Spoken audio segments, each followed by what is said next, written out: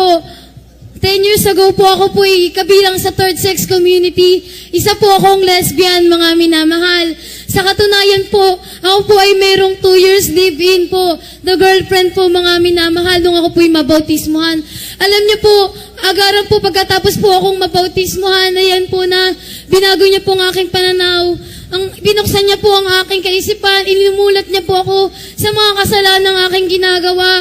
Alam niyo po, mga minamahal, ako po ay nagpasya na magpa-council. Ang sabi po ng isang kapatiran, dahan-dahanin po natin yan sapagkat hindi po tayo ang kikilos, ang mahal na Panginoon po ang kikilos, wag po nating biglain dahil nga po kapag po nagdesisyon na rin po ako na agarang makipaghiwalay po at itamaw na po ang aking maling ginagawa. Ngunit ang sabi po ng kapatiran na ang mahal na Panginoong Hesus ang kikilos sa aking buhay. Alam niyo po, mga minamahal, ikinounsel ko po yung aking